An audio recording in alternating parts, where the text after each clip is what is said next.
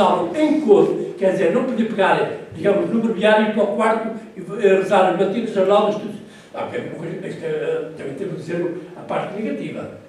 Portanto, a parte negativa é esta. É que, ainda há uns anos atrás, é que são os sacerdotes, sabem perfeitamente o que é isso. Portanto, havia a obrigação de rezar o Cristo Divino, em latim. E então, chegava-se à noite, por qualquer motivo, e o sacerdote não tinha rezado o ofício. Então, às vezes, em um quarto de hora, tinha que começar a rezar a lauda, porquê? Para que ficar com a consciência tranquila, não ter deixado o ofício divino e assim não ter pecado mortal, não é? Tudo isso agora está alterado. Tudo isso agora foi alterado, graças a Deus. Mas, quer dizer, este pormenor é muito importante, em que Santo Inácio, e voltando sempre ao mesmo, porque Santo Inácio não era uma ordem cenobita, senão que era uma ordem apostólica, para que os seus membros tivessem a possibilidade e a liberdade de se dedicarem ao seu ministério, pediu a autorização papal de que não tivessem a obrigação de rezar o ofício divino em coro, porque em particular tinha obrigação. Também em particular, reparem que aquilo é complicado, porque são as matinas, são as laudas, a prima, tércia, sexta, nona, vésperas completas. Portanto, é bastante tempo. E o que permitiu, exatamente, o Papa autorizou a que não tivessem a obrigação de rezá-lo em coro. E isso libertou exatamente um espaço na Igreja, exatamente aquilo que os latinos dedicaram ao coro, os jesuítas estavam exatamente libertos disso. Depois, portanto, daí que o espaço da Capela Mor, ainda hoje, em todas as igrejas, eu, quando falo de todas, sempre neste período, até à expulsão. Eu costumo dizer, dos jesuítas da expulsão de 1759 até hoje do Senado, nem quero saber. Quer dizer, acho que temos de ser limitados. Portanto, todo o meu estudo sempre teve duas barreiras. O começo de 1540, 1759. Portanto, a partir daí, portanto, uma vez que eles obtiveram essa licença, criaram na Capela Mor um espaço elevado, de forma que pudessem conter nele o altar-mor com o retábulo, o sacrário, o trono eucarístico, para a famosa devoção das 40 horas, e outra grande inovação, e o túmulo do fundador. Sem não terem conhecimento disto, chegam a Monteiro e não conseguem. O que é este túmulo? O que é que está aqui a fazer este túmulo? É que tinham um privilégio. Reparem, o espaço da Capela Mor é o espaço mais sagrado de uma igreja. Por alguma razão, naquela altura, como sabem, tinham a barreira da mesa da comunhão.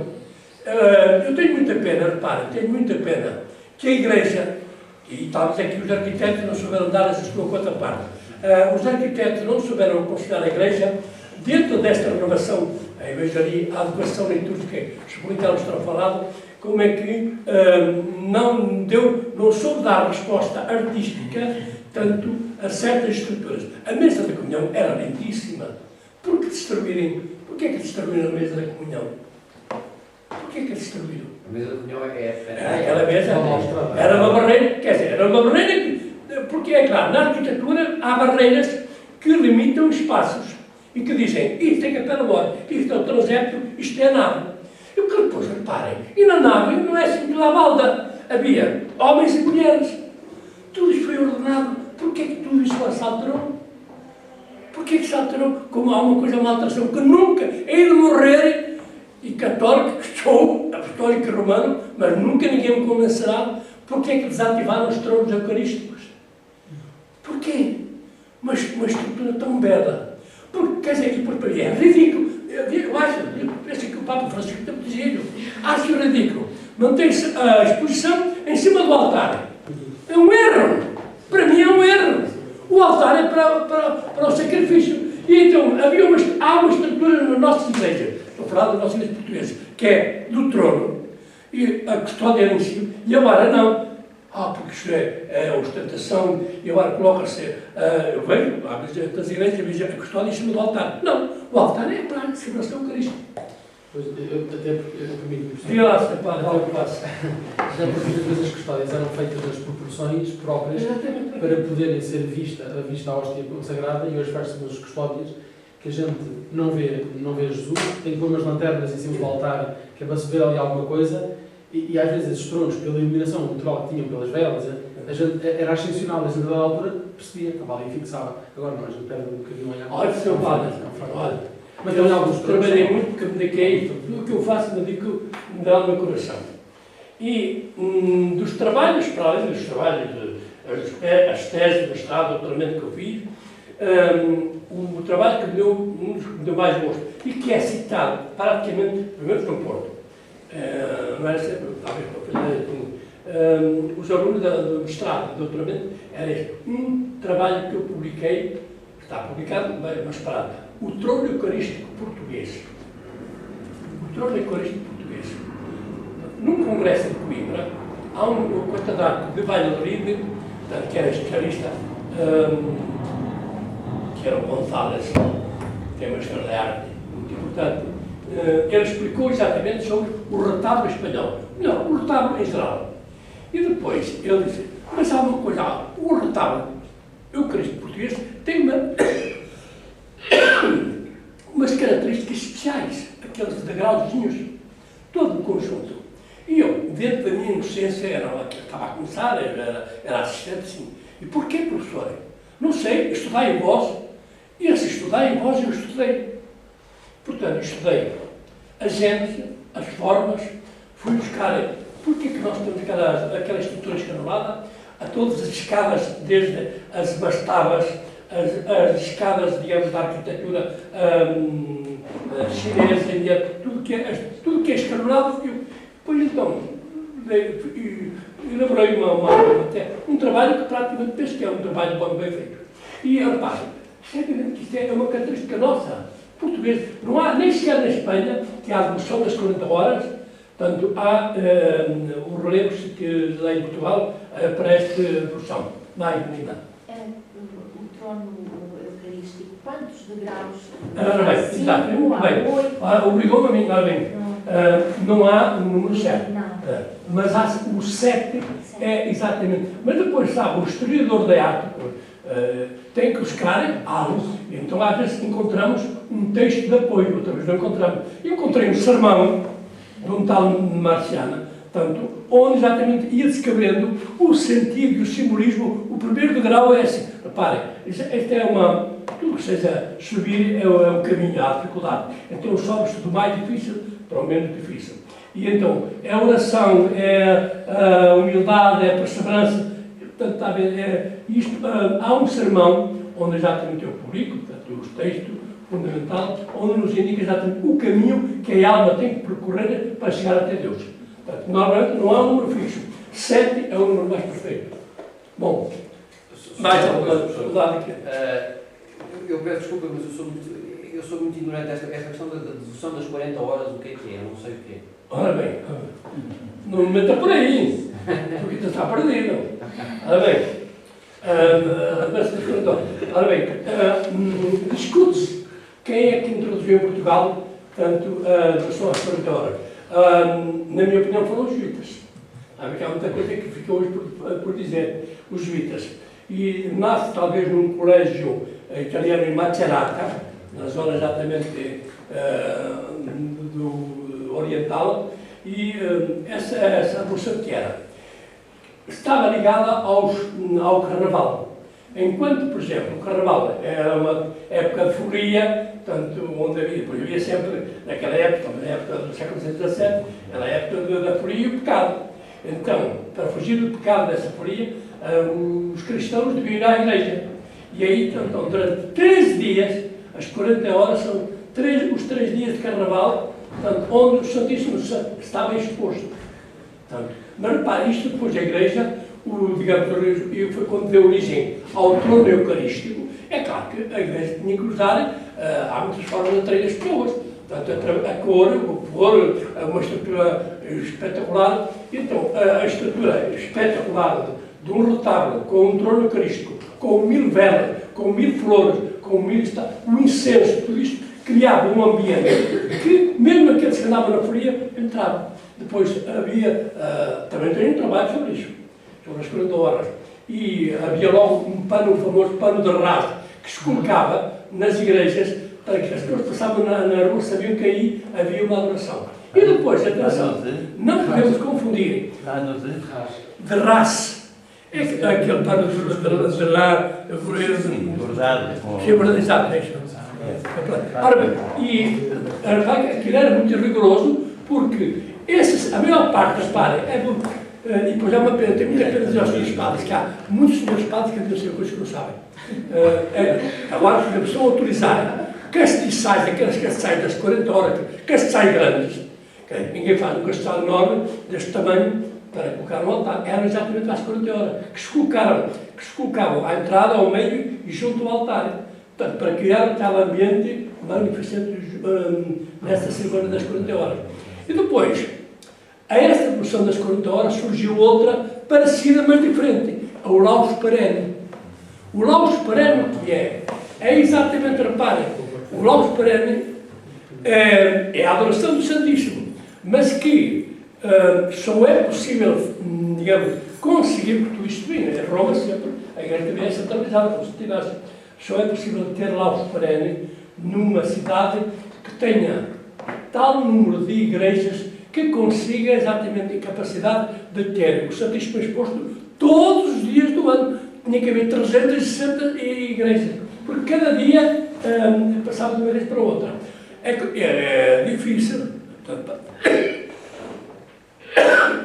Praticamente o Laus Perene desapareceu.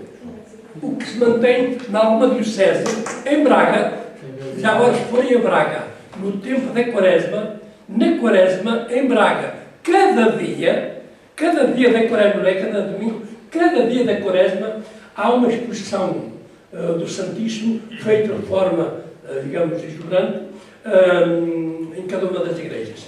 Mas só da Quaresma. Não há hipótese de haver 300 igrejas, mas 40 há. 40 há.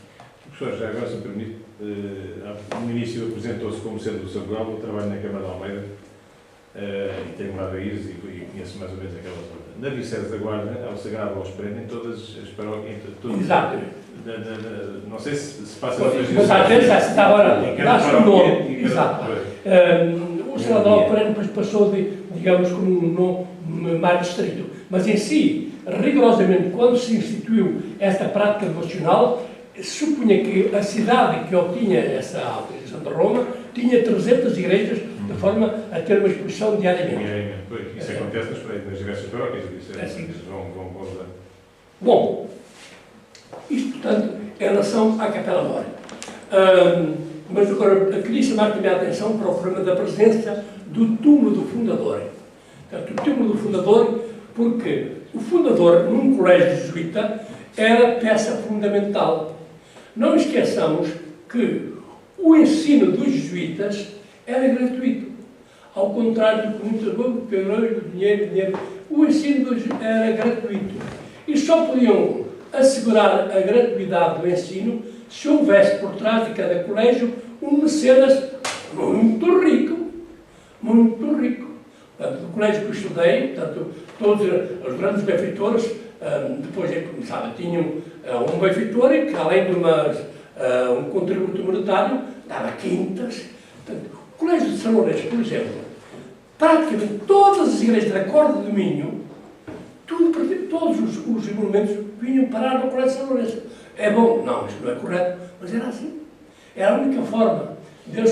E depois, claro, não é isso, é que, isto para falar dos colégios, quem frequentava os colégios jesuítas, aí sim, era uma crítica que hoje nós já não aceitamos, que eram os grandes ricos. Portanto, porque isto também já aparece um bocadinho no local, no sítio, onde os jesuítas tinham exatamente os colégios. Eles não tinham na periferia, era sempre no centro da cidade. E aqui há outra grande diferença entre o mosteiro, portanto, o mosteiro, para viver numa vida recolhida, vamos ver uma imagem, está no meio exatamente do bosque. O colégio, para atrair exatamente os jovens para as aulas, estava situado no coração, portanto, no Porto. Era no Morro da Sé, mas onde estava a Rua dos Mercadores. Os filhos dos mercadores eram eles exatamente os alunos, digamos, do colégio, e aqui mesmo depois. São do também. Então, mas, por exemplo, então havia alguém que fundou aquele colégio de mecenas Sim, e havia. depois a continuidade havia com os outros mecenas, é isso? Não, sim. Não, tem que ver. Aqui não havia. O Colégio Lourenço. O Colégio Lourenço, aqui já, o bairro de Lessa, era o bairro de Lessa, o comendador, quer dizer, ele, o próprio comendador, tinha uma quantidade enorme de bens. E depois deixava duas missas perpétuas diárias. 2 diárias. E depois deixava também de moda para 2 meninas, 2 irmãs e 2 meninas órfãs, casadas. Portanto, havia uma série havia um contrato. E o que é que eles dava. O único que ele recebia eram os bens espirituais. Era o privilégio de estar sepultado no presbitério e receber exatamente o sufrágio de 2 missas. E isso, para estar sepultado no privilégio. Como sabe, hoje a nós, portanto, isso é quase uma repugna, mas o presbitério era o lugar mais sagrado sepulcral. Primeiro, isto quando as meninas estavam a abrir aquilo das barras, a bênção da comunhão não só se tinha esse caráter emocional, onde os cristãos recebiam a comunhão dos joelhos e então aí comungavam. Porque também ninguém podia ultrapassar a barreira da mesa da comunhão para o primeiro. Só os clérigos, só os jesuítas é que podiam entrar ali. E os irmãos, quando revestidos sobre o príncipe, iam ajudar a igreja. Como sabem, os jesuítas têm padres e irmãos. Ainda hoje. Portanto, esse espaço era um espaço sagrado. A única pessoa fora, digamos, do Estado clerical que tinha direito a estar ali presente era o fundador através do seu túmulo. Porquê? Porque, reparem, ainda hoje, que nós entramos no São Lourenço, e está lá que nem túmulo, sobre 2 elefantes, quer dizer, toda a comunidade diariamente está presente esta figura. Nós estamos aqui porque este fundador não deu dinheiro. Portanto, isto, quer dizer, eu dou dinheiro e tu dás-me a graça, dás-me a salvação. Mas, repara, isto é normal. Mas o Miguel Ângelo não foi assim. Isso acontecia nas capelas. Miguel Ângelo foi assim. Nas paróquias também era assim. Miguel Ângelo, repara, teve aquela frase, quando ele nos fez a piedade, eu temo-se por salvarem. Quer dizer, hoje nós, para nós, vou dizer ao cotileiro disto, quer dizer, a sua mentalidade diferente. O que é que ele disse que eu não ouvi? O que é que o Miguel Ângelo disse? Sim. Temo que me salve. Sabe, era saturniano. Portanto, vivia naquela obsessão de que, apesar de tudo o que ele tinha feito, ele temia pela própria salvação. Quer dizer, a preocupação dele não era só. Claro, atrás dele estava o Sr. Granola. E tudo isso fazia, criava ali um ambiente. Mas o que é dizer saturniano? Essa expressão também não sei, peço desculpa. De quê? Saturniano. É exatamente um homem que veio obcecado, exatamente o complexo de Saturno. Portanto, o Saturno que adora os filhos. Ah, sim. Não é? Era a mentalidade da época, e isso para o. Sem isso, reparem, nós, se não tivermos conhecimento desses pormenores, não conhecemos, entramos numa igreja. Eu outro dia estava numa igreja, a igreja dos clérigos, agora está a sofrer alterações. Mas depois eu vejo as pessoas, depois eu faço perguntas, cara, eu fiz uma pergunta, ficaram atrapalhados, depois estavam uns escuteiros do centro, e eu disse, olha, vocês gostaram? Gostavam muito, mas perceberam? Não muito. E, quer dizer, eu vejo as pessoas entram nas igrejas e não percebem nada. Nada. Eu tenho pena que talvez a missão dos senhores padres fosse também na catequese. Acho que não perderam nada. Às vezes faz-se. Às vezes faz. Mas devagarinho. E a Capela Maior, fundamentalmente, era isto. Era um espaço onde exatamente tinha lugar a missa. Mas então eu sou capaz de ajudar. Mas a Aquela missa. voltada da comunhão. Era nessa voltada que havia por trás uma toalha que era posta. Exato. Para as pessoas irem comungar. E mais, às vezes punhou a toalha por cima dos braços. Porque, repara-se, a razão, isto está tudo ligado. Voltar à frente, na altura da comunhão. Exato. E colocar abaixo de baixo. Assim por trás. Ficava. E os bracinhos de baixo. Porque a parte humana é uma parte que não pode tocar muito sagrado. Daí que, por exemplo, o véu de ombros é exatamente isso. Para não tocar a custódia, tocava com o pano. Enfim, não vamos... Mas o professor, então não percebi se a balaustrada vai se manter também nesta tipologia da cabeceira A mais simples. balaustrada começou a desaparecer agora. Mas então aqui aplicava-se, não é? Sim, que não era fundamental a mesa da comunhão. A mesa da comunhão. E é curioso, agora vamos fazer uma comparação que, por exemplo, não sei se tem algum conhecimento do que se passa no espaço arquitetónico das igrejas protestantes, agora que estamos a falar tanto. Ora bem, a parede da comunhão é fundamental. Mas, quando eu costumo participar, ainda há tempo em Dinamarca, no Comunidade, fui um ficho dele. Sempre vou a Londres, vou à Católica e vou também aos protestantes. Porque é exatamente, até porque a liturgia é praticamente igual.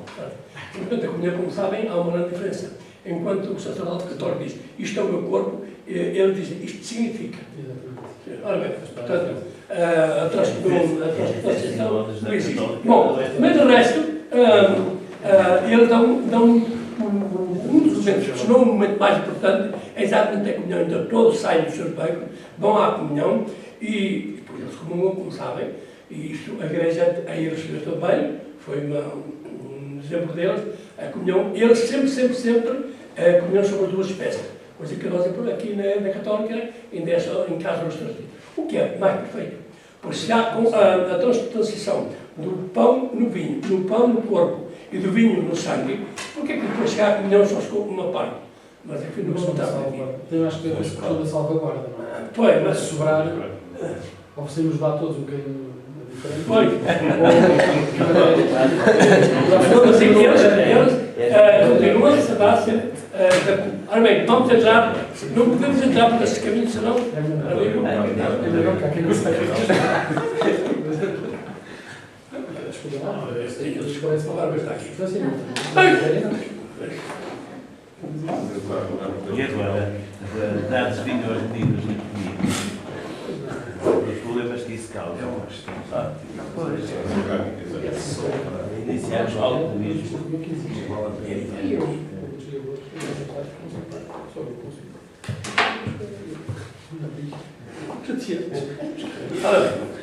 E inovador foi a articulação espacial da Capela Mor, por aquilo que já expusemos, e atenção, na Capela Mor, ainda além do altar Mor, no sacrário, havia também as tribunas. E vamos ver as tribunas para quê? Porque agora paramos exatamente com o segundo aspecto.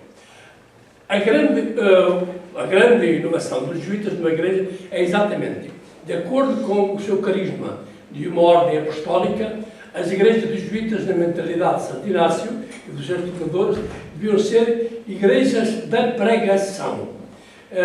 Quem, digamos, utilizou este termo em primeiro lugar foi um grande historiador francês, Lamal.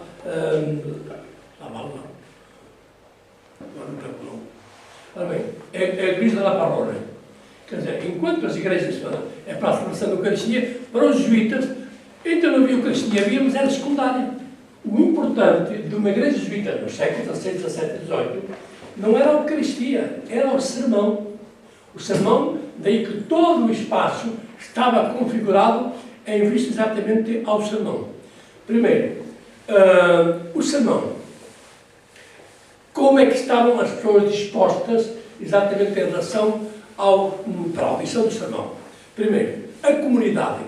A comunidade estava nas tribunas, daí que ao entrar numa igreja de São Roque, vêm lá umas tribunas, que é esta tribuna? Era em relação ao sermão. As tribunas da Capela Mor e do transepto. Portanto, há umas aberturas nos transeptos que tinham exatamente esse objetivo, de acolher a comunidade dos irmãos. A comunidade dos irmãos, aquele espaço. Eu agora não perceber se será a comunidade. Como sabe, o transepto, já agora falamos em transepto, não se sabe bem qual era a promoção do transepto.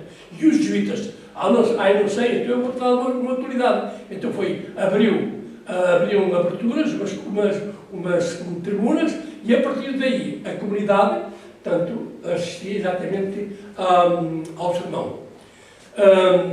Os fiéis ocupavam o grande espaço que tinha sido deixado pela abolição das colunas da nave central. E depois havia os alunos. Os alunos, como sabem, eles tinham alunos internos e externos. Os alunos internos, todos internos, também os externos, ocupavam as tribunas laterais da igreja. Isto é muito comum, portanto, ver umas varandas, portanto, ao longo da igreja, e o coro. Portanto, em dia de grande aglomeração, o coro, as tribunas laterais não eram suficientes.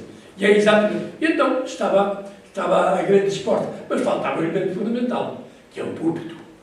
Daí que o púlpito, portanto, não é possível construir uma igreja dos jesuítas sem atender tanto ao púlpito e atender à colocação. Ora bem, se as igrejas dos jesuítas são igrejas da pregação, naquela altura não havia instalação sonora e, portanto, havia também padres como eu, com uma voz fraquinha, só tinha uma hipótese, era colocar não o púlpito, como hoje se faz nas igrejas, o ambão, que é outros problemas que eu hoje tenho que desabafar tudo. Eu não posso dizer as famílias portanto, digo aqui. O púlpito, para se fazer ouvir, portanto, era necessário colocá-lo a meio da igreja. Mas hoje há instalações sonoras, não é possível. No meio, tanto da igreja. E, neste caso, o Jesus tem um púlpito. Mas terão reparado que, em algumas igrejas dos jesuítas e igrejas não jesuítas, percebe-se a presença de 2 púlpitos. Ora bem, porquê? Sabe que eu sou da área de História da Arte, mas o meu método tem que ser igual, portanto, na arquitetura e em qualquer ciência. Temos que, não é, primeiro há uma coisa, é muito fácil, digamos, despachar, quando não sabemos qualquer coisa, estamos a fazer um trabalho, despachar, por exemplo, agora, escreveu-se um livro sobre a arquitetura dos clérigos, e depois eu fui ver a parte iconográfica, como é que foi um aluno meu que conhecia, eu conheço muito bem, é sério, é daqueles marrões, mas depois tem algumas dificuldades na iconografia, a ver como é que ele despacha isto. Então despacha com uma frase. É muito fácil despachar uma frase, coisa que nos obriga exatamente a estudar. Portanto, os porquês, a ciência dos porquês é fundamental. E quando eu cheguei à altura, digamos, da análise espacial das igrejas, com o púlpito levantou-se este problema. É que muitas vezes, tanto, é normal, isto compreende-se, se numa igreja de pregação, colocar um púlpito no meio da igreja é fundamental, porque tanto ouvem os que estão lá, como estão aqui, como estão em qualquer parte. Está bem. Mas quando há 2, porquê 2? Ando ao desafio, a cantar ao desafio? É mesmo, é cantar ao desafio. Isto é que realmente não é fácil de saber. Às vezes, quando o sermão, começava o sermão, então, já disse, os sermões são 2, 3 horas, portanto, ouvi lá um homem falar. E depois, já no final, havia o diálogo de outro pregador que fazia o ofício, digamos, do mal, que fazia perguntas, portanto, havia um do lado oposto que fazia perguntas ao sacerdote, mas lá, como é isto? Você diz que só se salva, não sei quanto é. Pois é, assim. Então havia uma espécie de diálogo, onde um fazia o ofício do demónio e o outro respondia exatamente à dificuldade. Quer dizer, o povo, não podendo exatamente expressar-se, então ele assumia o papel do povo e expunha exatamente as perguntas. Esta é uma explicação. Há outra explicação em que é muito comum na arquitetura, o senhor arquiteto, penso eu, não está a dizer alguma coisa maldita, em que o jogo, sobretudo nesta época, o pandão, quer dizer, constrói-se uma estrutura. Então, do lado oposto, está aqui desequilibrado, vamos equilibrar aqui o conjunto, colocar um púlpito que não tinha razão de ser, mas unicamente para dar equilíbrio à construção e criar um ambiente, digamos, de certa equidade.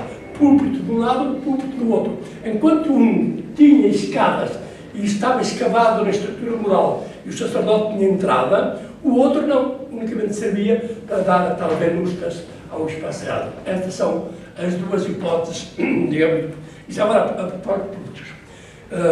Como sabem, nesta época nós vamos ver um também da tal igreja que eu vi de Antuérpia, agora, já vi tanta vez. O púlpito era, enquanto os nossos, isto só prova uma coisa, que em Portugal, a nossa província, a província da Lusitânia, foi das mais adictas a Santinácio. Quer dizer, uma norma que vinha de Roma era cumprida exatamente com rigor. Porque este púlpito, trabalhado com certa sobriedade, nada tem a ver com os púlpitos dos jesuítas, sobretudo das igrejas flamengas. Portanto, tem aqueles púlpitos, se recorda, se tem algum conhecimento, e se não tem, deviam ter. Se não tem, vão já enumerar milhões para aquele história e possam viajar. Atenção! Em arte, meus amigos, arquitetos, pintores, o que forem, nada se faz se não se viajar. É preciso ver muitas igrejas, muitas casas, muitos palácios. Quer dizer, sem isso não há hipótese. Não há hipótese, digo-lhe, não há hipótese. E nós só ficamos a saber com um conjunto de coisas que nós estudamos, que nós fomos avaliados sobre isso, que nós lemos, que nós vimos hoje através dos meios, mas sobretudo ver e experimentar. E claro que hoje eu ainda sou do tempo onde se podia entrar em qualquer museu com facilidade. Quer dizer, se eu disser que no Museu de Florença ou de Roma, eu todos os anos, mas todos os anos ia, todos. Eu entrei na Galeria do Uffizi mais de 30, 40 vezes. E agora, a última vez que eu pretendia rever a última cena do Leonardo, já não. É preciso fazer marcações por internet. Está tudo estragado. Está tudo estragado. Eu ainda sou dos começos, quando vai haver um quadro do Leonardo Botticelli, podia-me apresentar aqui, e então fui muitas vezes repreendido numa exposição do Van Eyck, porque eu tomava notas e depois fazia assim, ei, não pode, oh meu Deus, não toquei, o bafo pode estragar a pintura. Ora bem, hoje eu ainda fiz isso, hoje já não se pode, porquê? Porque agora, quando vai fazer isso, eu tenho um grupo de japoneses. Eu prefiro ver uma boa reprodução muitas das vezes, porque eu concordo perfeitamente, não posso fazer isso. Sim, claro. Prefiro ver. Mas veja, é um conceito de um velhote de 74 anos que viu muito. Eu percebo o que quero dizer, ver uma coisa completamente transportada, com tanta gente à volta, lá está. Prefiro ver um livro. Ao locais, digamos, do crime eu fui sempre, mas muita vez. Mas estava a falar daquele púlpito no início, da poética lá da igreja. Agora bem. Toda a escultura, tudo bem. Aquela tem madeira. Porque o púlpito era já, por assim dizer, um sermão. Portanto, não só era uma forma arquitetônica de linhas, digamos, não, toda uma arquitetura. Mas era necessário fazer uma leitura, a iconografia é fundamental. E então, e já agora também, há um púlpito da Catedral de Santo Estevão de Viena, onde o sacerdote, repara, havia o corrimão, o acesso não era por muros, não, aqui naturalmente, há uma escada, primeiro, tinha logo um arco de entrada. No arco de entrada tinha logo um místico a chamar a atenção do pregador da importância, digamos, daquele local e da responsabilidade do pregador. Cuidado, tu que vais ter a palavra de Deus. Eu já ficava atropelado. Depois punha a mão no corrimão. No corrimão começava a sentir as cobras, os lagartos, quer dizer, tu vais falar da graça, mas tu és um pecador. E assim sucessivamente, até chegarmos a base, não era nada disto, a base era a figura de Adão e Eva, portanto, onde lembrava exatamente o pecado. Porque depois ele subia e mostrava exatamente um Cristo. Este Cristo que está aqui é exatamente o vosso pecado, quer dizer, é a mentalidade barroca. Era a mentalidade barroca. Tem que o púlpito, numa igreja dos jesuítas, é fundamental. E ainda bem, portanto, como eu disse, agora estive há 15 dias em Antuérpia, mantêm esses mesmos cultos. Não os destruíram. Já não os autorizam, mas agora também vou, quer dizer, nos nossos cultos. O que não, eu acho muito bem. Sim, senhora, concordo com a nova organização espacial, a adequação que expõe ao professor de liturgia de Escolaria, Bombão, indo um pouco à época paleocristã. Lindíssimos, aqueles de Roma são lindíssimos. Mas o que eu não posso é admitir que também, e que não se respeite esta estrutura, que já vi, por exemplo, no Porto, os grandes poros estão completamente abandonados, então serve para colocar vasos, flores, tudo. Isto não já não está ativado, mas pelo menos respeita-se em relação exatamente a uma estrutura arquitetônica muito importante do passado. Ora bem, portanto, isto em relação exatamente à pregação.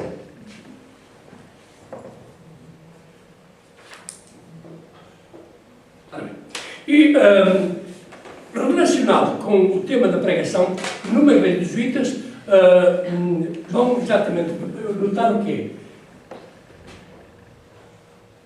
Muitos confessionários.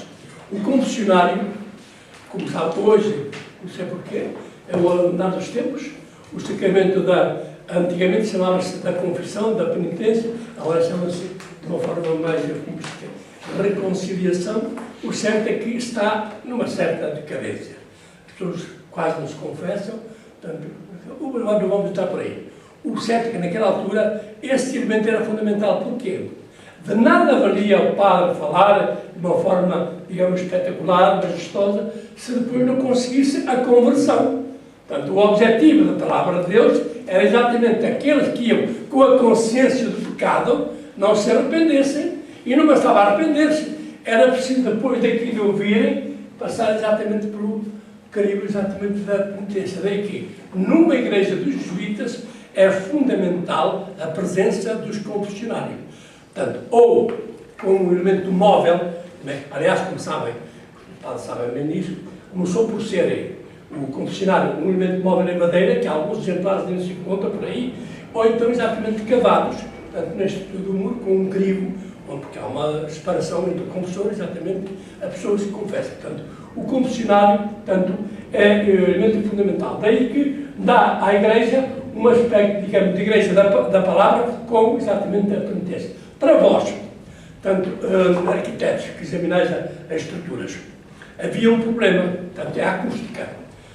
Numa igreja destas, por muito vós poderosos que tivesse o padre, havia um problema, é que esta igreja, a igreja de Jesus, é abobadada. Ora bem, esse foi um problema que se levantou nos começos da companhia. Portanto, as tais igrejas, as tais 5 igrejas que foram enviadas às províncias no tempo do geral Everardo Mercuriano, contemplavam igrejas não abobadadas, mas de teto plano, com uma explicação. É que com um teto plano é mais fácil exatamente a voz, é normal, a voz perde-se. E aqui houve, neste caso em concreto, na igreja de... Nós ainda vamos... Na igreja de Jesus, havia também, não só, havia o problema. Por um lado, eram os critérios que a companhia queria que se mantivessem em todas as construções. Mas, por outro lado, estavam também os critérios daqueles que davam os dinheiros. Ora bem, numa Roma barroca, como era esta, onde o cardeal Farnese foi o grande benfeitor, ele não podia consentir que a abóbada da igreja do Jesus fosse como a igreja de São Roque, um teto plano em madeira. Ai, não, temos que fazer uma igreja como Santo André de la Valle, uma cultura como o Vaticano. E foi exatamente a razão. E esta cultura. Porque, senão, de outra forma, isto era em Santo Inácio, se fosse vivo, não aprovava. Portanto, era o tema portanto, os jesuítas iam mais àquele princípio. Por isso é que eu digo, aqueles princípios eles nunca abdicaram. O princípio da não suntuosidade, de uma certa austeridade, mas ao mesmo tempo da utilitas. Quer dizer, se aquela igreja é uma igreja de pregação e se a voz não tem uma força, não tem um elemento, digamos, eletrónico para ser reforçada, a única hipótese, vamos ajudar aqui a baixar exatamente a cultura, exatamente da construção. Portanto, isto é uma ação. E, repare, tenho aqui uma expressão que me parece curiosa. A partir daqui, nós já podemos apresentar esta imagem. Enquanto que o monge é um liturgo, porque o símbolo do monge é o coro. Para ele vive só para a liturgia, vive só para o Opus Dei. Ao contrário, o jesuíta é um apóstolo, onde o lugar próprio é exatamente o púlpito e o confessionário. Portanto, isto é... Mas, atenção, vemos aqui que nas paredes laterais das naves há aberturas das famosas capelas laterais. E também as capelas laterais, não podia deixar de ser, há uma inovação. As capelas laterais dos jesuítas. Qual é a inovação? As capelas laterais são comunicantes. Quer dizer, abrem aqui uma capela, mas aqui há uma portinha. Repare, esta capela dá acesso a esta dá a esta dá a esta, e até termina na sacristia. Foda. Isto para quê? Por um lado, com, digamos, a abertura dessas capelas laterais, os jesuítas conseguiam dar resposta tanto aos benfeitores que davam o dinheiro para a construção das igrejas, porque ao mesmo tempo davam dinheiro e tinham o privilégio de estar sepultados aqui, portanto, enquanto restam, porque as igrejas, repare, isto é muito bonito hoje assim, as igrejas eram espaços sepulcrais, portanto, estavam daquelas em talhões retangulares, cada talhão era uma escultura, mas os fundadores tinham esse privilégio. Isto era o que ficava gravado naquela mentalidade daquele senhor, é que eu estou aqui enterrado e todos os dias há uma missa por mim. E já agora a propósito de missas. A fundadora do Colégio de Santo Antão, o que era a mentalidade da época, a fundadora do Colégio daqui de Santo Antão, no dia da morte, eu agora não posso saber, a salva foram 12.000 missas naquele mesmo dia. Portanto, toda a cidade, todos os conventos, todos os mosteiros a celebrar missas para a alma. Portanto, ela teve que ir no foguetão. Mas reparem, se nós não temos conhecimento disto, não compreendemos a razão, digamos, desse espaço. Portanto, mas atenção, porquê é que as capelas laterais eram comunicantes? Exatamente, porque enquanto aqui estava a nave completamente cheia das pessoas que estavam a ouvir o sermão, simultaneamente havia os sacerdotes que estavam a celebrar missa. Aquelas missas em latim que ninguém percebia, era só ele, mas ninguém, nem sequer prestava um acordo. Porquê? Tinham as obrigações das fundações, tinham que rezar tantas missas por dia, então saíam da sacristia, iam para o altar e do altar iam para a sacristia, sem incomodar exatamente aqui, enquanto o povo estava entretido na audição do sermão. Portanto, este era o espírito fundamental de uma igreja jesuíta. Igreja da palavra, onde o púlpito, como um elemento central e fulcral, portanto, presidia a toda a celebração, digamos, da palavra. Isto enquanto às igrejas Professor, mas gostava de aprofundar um bocadinho mais esta questão do sermão. Com que frequência na semana? Praticamente todos os dias. Todos os dias. Sim, sobretudo os domingos todos. Todos os Portanto, dias. estão publicados, está tudo publicado. E tinha determinadas horas, fazia-se depois em função... Sempre à tarde, sempre à tarde. Mas, quer dizer, hoje, quer dizer, como sabe, eu fiz sobre a arquitetura de Juízo, mas há quem faça sobre o sermonário.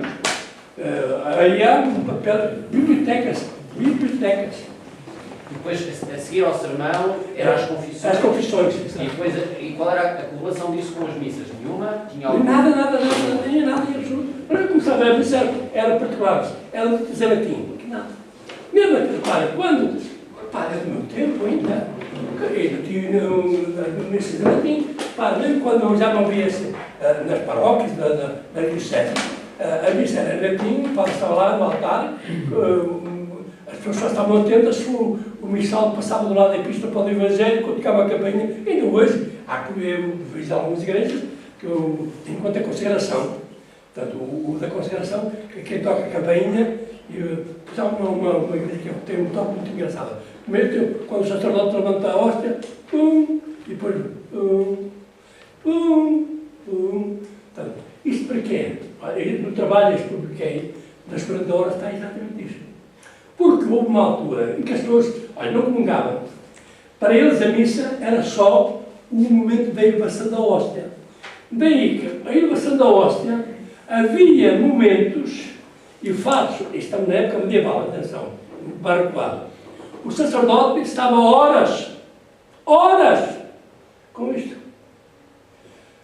Tocava-se os sinos. Quer dizer, a missa tinha começado, quando começava a consagração, tocava-se o sino, a comunidade acorria, via a hóstia levantada, exposta, e ia-se embora. Mas, e depois isto de uma forma menos exagerada, ainda hoje, nos nossos dias. Quantas vezes houve, na altura, em que parte dos fiéis, quando eram a missa em latim, tantas pessoas, tanto estavam no ar, a falar, tanto, ainda está na missa, está lá o padre a falar, só entrava já no meio da missa. Mas isto, a elevação da horta foi, e depois então faziam, tocavam campainhas, sinos, isto, e por para aqui, por para lá, que é o que fazem na aula dos sacerdotes, fazem assim. Cada um faz o que quer. Bom, isto, portanto, em relação a ser não pergunta nada, claro, vamos para a lista. Bom, e da igreja. Terminamos com as sacristias. Ora bem, as sacristias, como sabem, é um espaço que tem como objetivo fundamental a guarda dos paramentos e alfeias sagradas. Já vamos 2 horas. E nós, com muito gosto. Pois a assistência pede para se depois, quando acabar uma parte, se pudéssemos fazer um intervalo. Então, agora, para as sacristias, por exemplo, eu quero intervalo antes das imagens. Vamos falar, depois vamos falar. Depois vamos falar de... Ora bem, o objetivo das sacristias é a guarda dos paramentos das alfeias sagradas.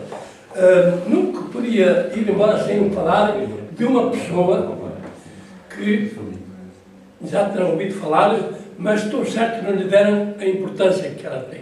São Carlos Borromeu.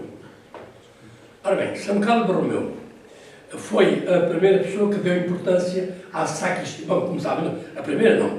Já logo na época paleocristã havia o diacónico, portanto, onde se guardava exatamente, que é hoje a sacristia, assim que se chamava, onde guardavam as alfaias, exatamente, e guardava-se a própria Eucaristia.